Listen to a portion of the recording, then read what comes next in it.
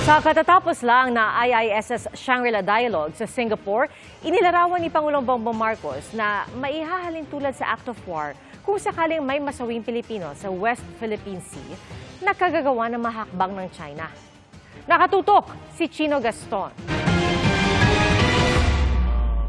If there was an incident that ended up killing a Filipino serviceman, be they a Coast Guard or in the military and part of the Navy, well, that would be that would certainly increase the level of response.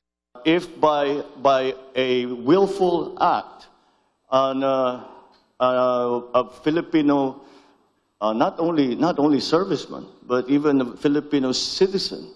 If a Filipino citizen is killed by a willful act, that is, I think, very, very close to what we define as an act of war. Ito ang sagot ni Pangulong Bongbong Marcos nang tanungin sa IISS Shangri-La Dialogue sa Singapore kung masasabi na bang crossing the red line sakaling isang Pilipino ang mapatay sa pag-water cannon ng China Coast Guard.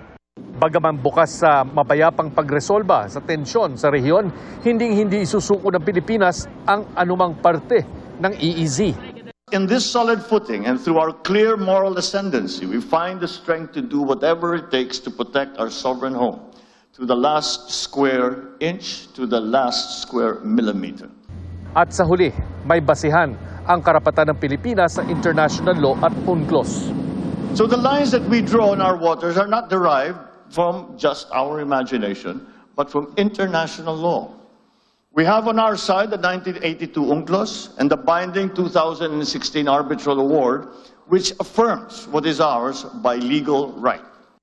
Matapos ang keynote address, sumalang sa pagtatanong ang Pangulo at isang Chinese Major General na si Xu Hui ang nagtanong sa kanya.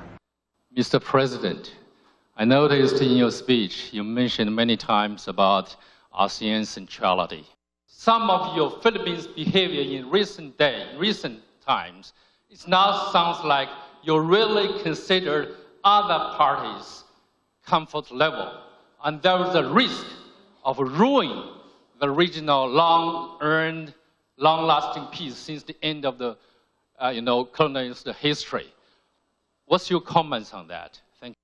Well, I cannot imagine what you must be referring to if the reference or the allusion is to the Philippines somehow tearing apart what we have agreed on in terms of ASEAN centrality. When we talk about the South China Sea, we have to also remember that the South China Sea is the passageway for half of the world trade.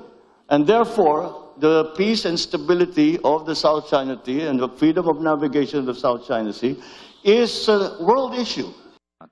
Nagpahayag din ng suporta ang Amerika sa Pilipinas. The harassment that the Philippines has faced is dangerous, pure and simple. And we all share an interest in ensuring that the South China Sea remains open and free.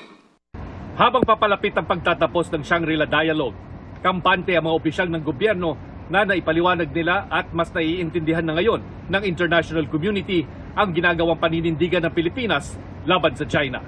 Mula rito sa Singapore, para sa GMA Integrated News, Chino Gaston, nakatutok, 24 oras. Mga kapuso, patuloy na tumutok sa mga balita, mag-subscribe sa GMA Integrated News sa YouTube.